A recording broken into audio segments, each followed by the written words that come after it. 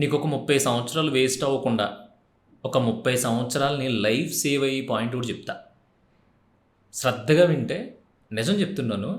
ఈ video last వరకు చూసిన తర్వాత ఒకవేళ నువ్వు 30, 35 సంవత్సరాలు, 40 సంవత్సరాల ఏజ్లో ఉన్నా సరే ఈ రాబోయే ఫ్యూచర్ ఏదైతే ఉంటుందో అది వేస్ట్ అవ్వకుండా ఉంటుంది. చాలా చాలా ఇంపార్టెంట్ ఇది. ఇప్పుడు నువ్వు ఇంట్లో నుంచి బయలుదేరి బ్యాంకుకి వెళ్ళి వ్యవసాయం గురించో బిజినెస్ గురించో ఒక లోన్ ఇన్ఫర్మేషన్ తెలుసుకోవాలి. కరెక్ట్గా ఇంకెళ్దాము ఈరోజు ఇన్ఫర్మేషన్ తెలుసుకుని జాగ్రత్తగా మనకి ఎంతో కొంత మంచిగా లోన్ వస్తే ఏదో ఒకటి స్టార్ట్ చేద్దాము అనే మూడ్లో నిన్ను నువ్వు మోటివేట్ చేసుకుని కూర్చున్నావు. ఒక ప్లాన్ వేసుకున్నావు, నీ మైండ్లో ఒక ఆలోచన ఉంది, ఒక డిసైడ్ అయ్యో స్టార్ట్ చేద్దామని అంతా రెడీ అయ్యి బయలుదేరావు.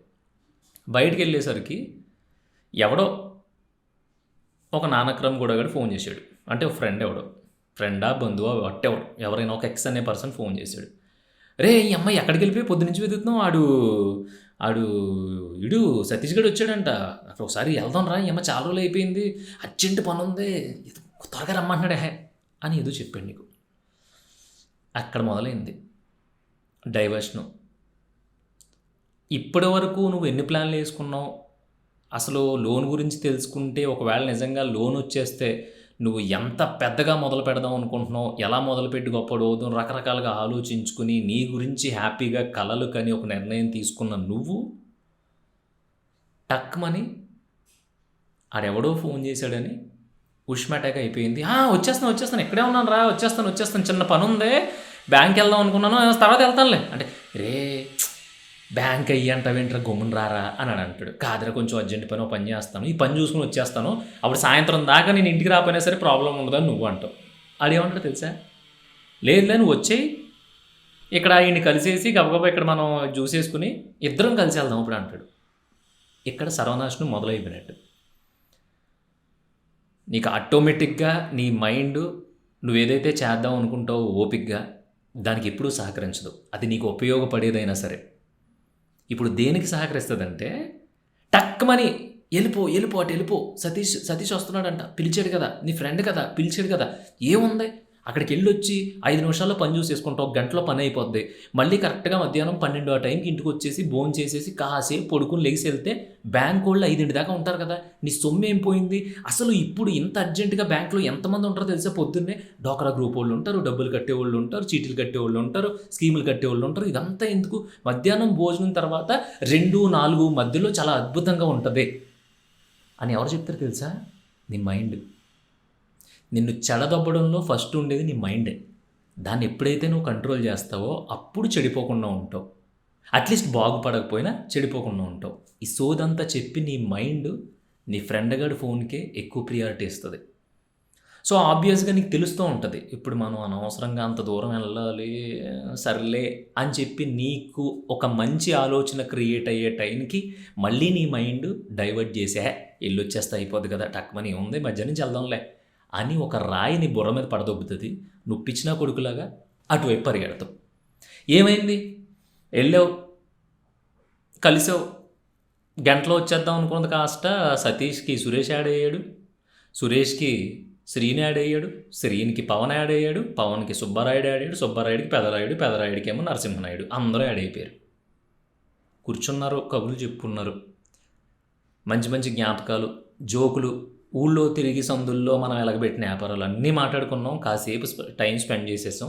సాయంత్రం 6 అయిపోయింది, కాసేపు అంటే 6 అయిపోయింది సాయంత్రం, ఇంటికి వచ్చేసావు. సర్లే ఇంకా లోన్ గురించి తర్వాత చూద్దాము, ఎందుకంటే అందరూ కలిసారు కదా, రేపు పొద్దున్న మళ్ళీ కలుద్దాం ఉన్నారు, ఆడి దగ్గర ఏదో బిజినెస్ ఐడియా ఉందన్నాడు అని చెప్పి మళ్ళీ ఈ బ్యాంక్ పని మొత్తం పక్కన పెట్టేసి తర్వాత రోజు అలా స్కిప్ అయిపోయి వెళ్ళిపోయింది.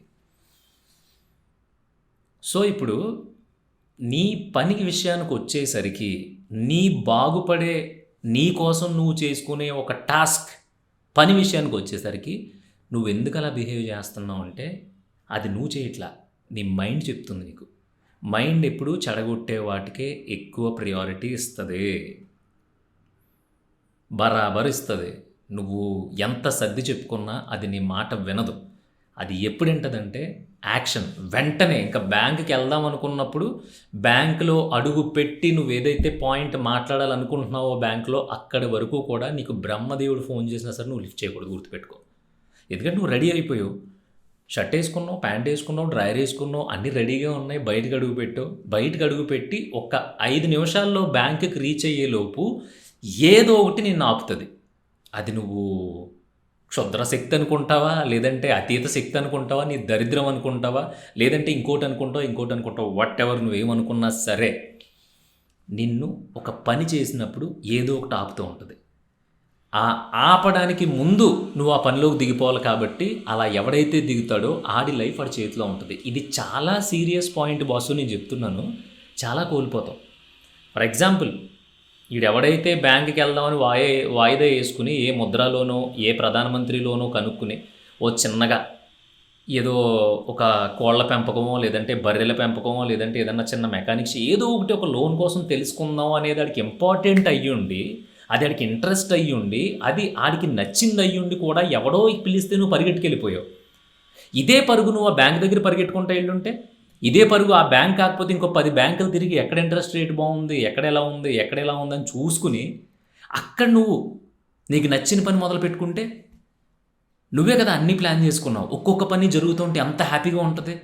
లోన్ అప్లై చేసావు, ఇంకో అప్లికేషన్ కావాలన్నాడు, మళ్ళీ పరిగెట్టావు, తెచ్చుకున్నావు. ఇది కాదు ఎంఆర్ఓ సంతకం కావాలన్నాడు, పరిగెట్టావు, తెచ్చుకున్నావు.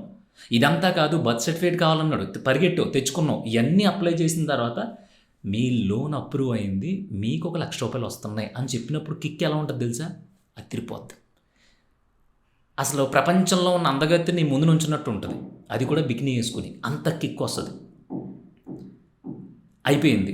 ఆ డబ్బులు తీసుకెళ్ళి నువ్వు ఒక్కొక్క రూపాయి ఖర్చు పెట్టుకుంటూ నువ్వు ఏదైతే ఐడియాస్ ఇంప్లిమెంట్ చేసుకుంటున్నావో దాని మీద ఖర్చు పెట్టుకుని ఒక్కో పని జరుగుతుంటే ఇంకెంత సెక్సీగా ఉంటుంది తెలుసా? అసలు ఇలాంటి పిల్ల పెళ్ళంగా రావాలరా అన్నప్పుడు అదే పిల్ల నీకు పెళ్ళంగా వచ్చేస్తే ఎంత అద్భుతంగా ఉంటుందో అంత అద్భుతంగా ఉంటుంది. ఆ పనులన్నీ చక్కబెట్టుకుంటూ ఒక చిన్న లాస్ వచ్చి దీన్ని ఎలా పోడ్చాలి అని నువ్వు ఆలోచించినప్పుడు, అది పోడ్చడానికి సరైన ఐడియా దొరికినప్పుడు, ఆ ఐడియా సక్సెస్ అయ్యి నువ్వు ఏదైతే లాస్ అయ్యేవో ఆ లాస్లోంచి పైకి వచ్చి నెమ్మదిగా నీ బిజినెస్ లేదంటే నువ్వు మొదలుపెట్టింది ఏదైతే ఉందో అది పాజిటివ్గా వెళ్తున్నప్పుడు ఎంత సెక్సీగా ఉంటుందో తెలుసా? ఎంత బ్యూటిఫుల్గా ఉంటుందో తెలుసా? నువ్వు ఎవరైతే ఇలాంటి పిల్ల పెళ్ళంగా రావాలని కోరుకుంటావో ఆ పిల్ల పెళ్ళంగా వచ్చేసిన తర్వాత నిన్ను బాగా అర్థం చేసేసుకుని చిన్న పిల్లోళ్ళలో చూసుకున్నప్పుడు ఎంత బ్యూటిఫుల్గా ఉంటుందో అంత బ్యూటిఫుల్గా ఉంటుంది. ఈ ప్రాసెస్ అంతా జరిగిపోయి మెల్లమెల్లగా నువ్వు మొదలుపెట్టింది లాభాల్లోకి, అంటే లక్షల్లో కాకపోయినా నెలకి నీ కొంపలోకి సరిపడా లాభం రావడం మొదలయ్యి నిలబడిపోయానురా నేను అనుకున్నప్పుడు ఎలా ఉంటుంది తెలుసా? నువ్వు ఇలాంటి పిల్ల పెళ్ళంగా వస్తే బాగున్నావు అనుకున్న పెళ్ళం నీ లైఫ్లోకి వచ్చేసి ఆ పెళ్ళం నిన్ను చిన్నపిల్లోళ్ళ చూసేసుకుని మీ ఇద్దరికి ఒక బ్యూటిఫుల్ బొడ్డోడు పుట్టినప్పుడు ఎంత ఆనందంగా ఉంటుందో తెలుసా? అంత ఆనందంగా ఉంటుంది, అంత మజా ఉంటుంది. ఈ మజానంతా ఏది ఆపుతుందంటే నువ్వు పని కోసం వెళ్ళినప్పుడు, నువ్వు ఒకటి మొదలు పెడదాం కోసం వెళ్ళినప్పుడు, నువ్వు ఒకటి స్టార్ట్ చేద్దాం అని నిర్ణయం తీసుకుని అడుగు పక్కకి ముందుకి పెట్టినప్పుడు ఒక ఫోన్ కాల్ వస్తుంది, ఒక పిలుపు వస్తుంది, ఒక హడ్డీలు వస్తుంది, ఏదో ఒకటి నేను ఆపుతూ ఉంటుంది. ఇవన్నీ నేను తొక్కుకుంటూ వెళ్ళిపోయి నువ్వు ఏదైతే చెయ్యాలని అడుగు ఇంట్లోంచి బయట పెట్టావో దాంట్లోకి దిగిపోయినప్పుడు ఈ కిక్కులన్నీ వస్తాయి. మరి కిక్కులన్నీ కావాలా? ఎవడో ఫోన్ చేస్తే పరిగెట్టుకుని వెళ్ళిపోయి అక్కడ రూపాయి పావలా నీకు ఉపయోగం లేకపోయినా, రూపాయి పావలా అవసరం లేకపోయినా అక్కడ కూర్చుని బాతాకానీలు కొట్టుకుని మళ్ళీ సాయంత్రం ఇంటికి వచ్చి పడుకునేటప్పుడు టైం వేస్ట్ అయిపోయింది, వెళ్ళకుండా ఉండుంటే బాగున్ను, సర్లే ఏం చేస్తాం, అయ్యింది ఏదో అయిపోయింది అని చెప్పి గత దశాబ్దంగా అంటే 10-15 సంవత్సరాల నుంచి వాయిదాలు వేసుకుంటూ వస్తున్నావు. నీకు నువ్వు పశ్చాత్తాపడుతున్నావు, నేను ఎందుకు చేయలేకపోతున్నాను, నా వల్ల ఎందుకు అవ్వట్లేదు, ఈసారన్నా చెయ్యాలని ఎన్నిసార్లు ఒట్లు పెట్టుకుంటావు? సిగ్గు అనిపించట్లేదా?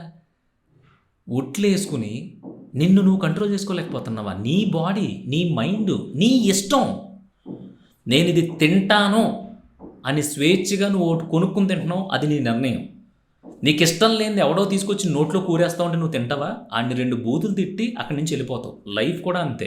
నీకు ఇష్టం వచ్చిన పనిని, నీకు నచ్చిన పనికి నువ్వు ప్లాన్ వేసుకుందని మొదలు పెట్టడానికి వెళ్ళినప్పుడు ఎవడో పిలిచాడని, ఎవరో అరిచారని, ఎవరో రమ్మన్నారని చెప్పేసి నువ్వు అవన్నీ ఎక్కడ వదిలేసి ఫస్ట్ ఆ పత్యాపారాలన్నీ చూసుకుంటూ ఉంటే ఇంకెప్పుడు బాగుపడతావు? రేపొద్దున ఓ 10 రూపాయలు కాలితే ఎవడన్నా ఇస్తాడా నీకు? ఎవ్వడివ్వడు. రేపొద్దున నువ్వు అనుకున్నట్టుగా నువ్వు 10, 15 సార్లు పరిగెట్టేస్తావు కదా ఫోన్ చేస్తే. ఫోన్ చేసేటప్పుడు ఎవరికన్నా నీకు సాయం చేస్తాడనుకున్నావా? చెయ్యడు. నా దగ్గర రియల్ లైఫ్‌లో నేను అనుభవించింది ఉంది. గుర్తుపెట్టుకో, మనిషి ఎప్పుడైనా సరే పర్ఫెక్ట్‌గా, కరెక్ట్‌గా ఉండి, మాట మీద నిలబడి, వాడికి కరెక్ట్‌గా ఒక దాన్నేమంటారు? ఒక తోడు అంటే పలానా సిచ్యువేషన్ వచ్చినప్పుడు ఒక మనిషి అండగా ఉండే సిచ్యువేషన్‌లో నువ్వు అండగా ఉన్నా సరే, నీలాంటోడికి ఎవ్వడో కూడా సాయం చేయడు. నువ్వు ఫోన్ చేసిన వెంటనే ఎవ్వడు రాడు. ఎందుకంటే నువ్వు కరెక్ట్‌గా ఉంటావు. ఎందుకంటే నువ్వు మాట మీద నిలబడతావు. ఎందుకంటే నువ్వు ఉన్నది ఉన్నట్టు మాట్లాడతావు. నీలాంటి వోడు ఎంతమంది చుట్టూ తిరిగినా సరే నువ్వు తిరగాలి తప్ప వాళ్ళ చుట్టూ. నువ్వు పిలిచిన వెంటనే కుక్క కూడా రాదు. ఇది గుర్తుపెట్టుకో. ఇది అవునో కాదో నువ్వు కామెంట్ చేయి, చిన్న పాజ్ ఇస్తా. ఇది ఎందుకు చెప్తున్నానంటే, సొల్లు కబుర్లు చెప్పుకుంటా, దాన్ని ఏమంటారు, ఆడి దగ్గర ఉన్నంతసేపు ఆడి గురించి గొప్పగా మాట్లాడి బోలాశంకరుని చేసేసాడిని.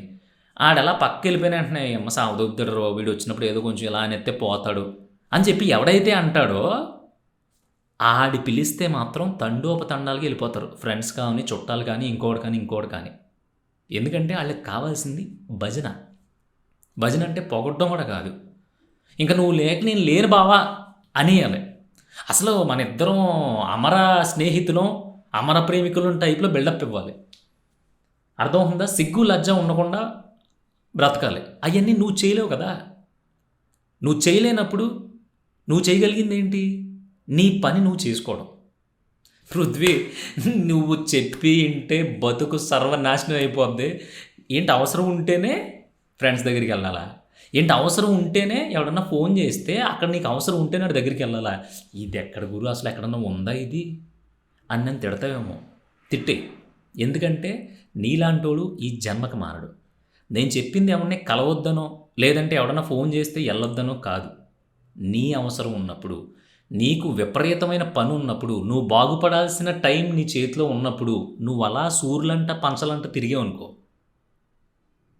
ఒక ఏజ్ వచ్చి మనం కడుక్కోలేని స్థితిలో ఉన్నప్పుడు అప్పుడు పోవడమే. ఇంకా మన చుట్టూ ఇంకా కూడా కనిపించదు.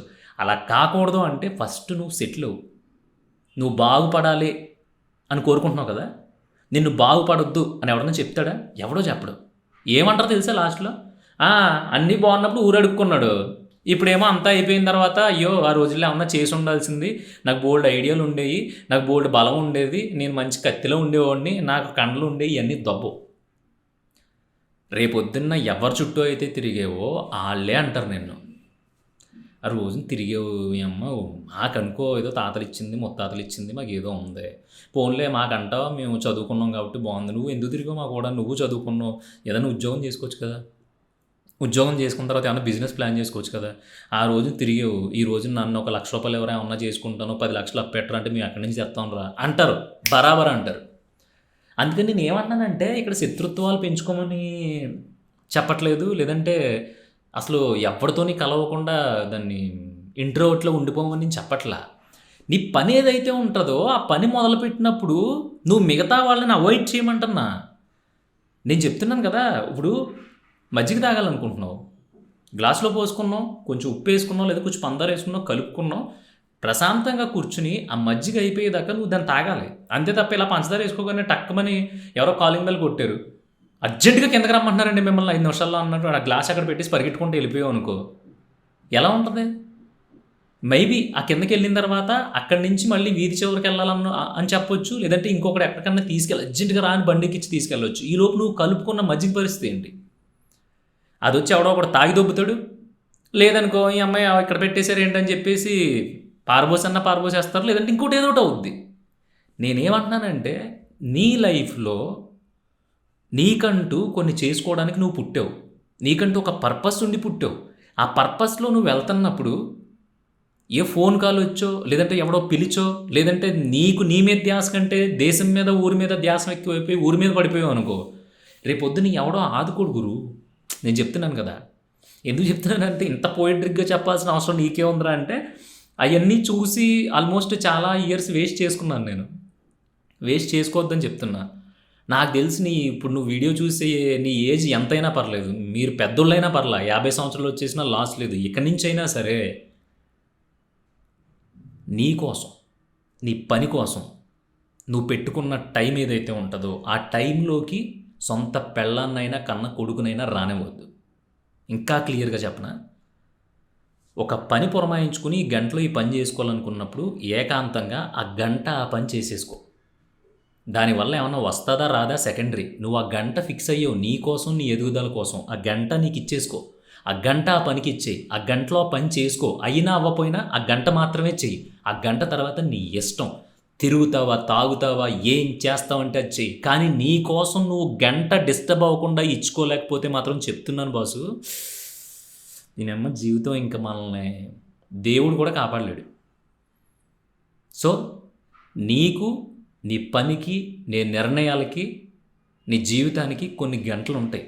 ఆ గంటల్ని కేటాయించుకోకపోతే నాకు అవన్నీ గుర్తొస్తున్నాయి. నేను వేస్ట్ చేసిన టైంలు, నేను అనవసరంగా పాడు చేసుకున్న నెలలు, సంవత్సరాలు గుర్తొస్తే నాకు ఇదిలా అనిపిస్తుంది. అందుకే అటు ఇటు చూస్తా మాట్లాడుతున్నాను నేను. ఎందుకంటే నేను సిగ్గుండాలి కదా నా బతుక్కి. అప్పుడు సిగ్గు లేదు, ఎందుకంటే నేను ఎక్కడా వినలేదు. తర్వాత ఎక్స్పీరియన్స్ తెచ్చుకుని మెలకు వచ్చింది కాబట్టి చాలా ఎర్లీగా నేను బాగుపడుతున్నాను. ఎవరిని కలవకపోతే మొత్తం బాగుపడతారా?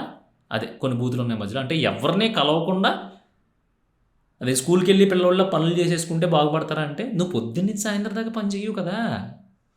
చెప్తున్నాం కదా, ఆడు బ్యాంక్ పని చూసుకుని ఆ లోన్ గురించి తెలుసుకుని వచ్చి ఉంటే ఆడికో లోన్ వచ్చేది.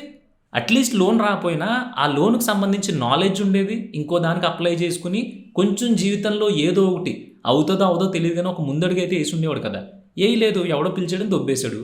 ఆ ఐడియా మూలకెళ్ళిపోయింది. అలా ఎన్ని ఐడియాలు మూలకెళ్ళిపోతున్నాయి నీ బుర్రలోంచి రోజు. ఎంత టైం వేస్ట్ చేసుకుంటున్నావు. అట్లీస్ట్ ఒక్క పూట అయినా నీ బతుక్కిచ్చుకో, ఇంకో పూట ప్రజలకి ఇచ్చేసాయి. ఎందుకంటే మన బుర్ర మనం చెప్పింది వింద కాబట్టి ఒక్క పూట, ఆ పూట కూడా ఆపుకోలేను, నా వల్ల అవ్వదు. అసలు ఏం మాట్లాడుతున్నావు? జనంలో మనం నలుగురు బాగుండాలి, అందులో నేను ఉండాలని ఆటో వెనకాల కొటేషన్స్ చెప్పావనుకో, రేపు పొద్దున్న ఆటో తోలుకోవాలి. అర్థమైందా?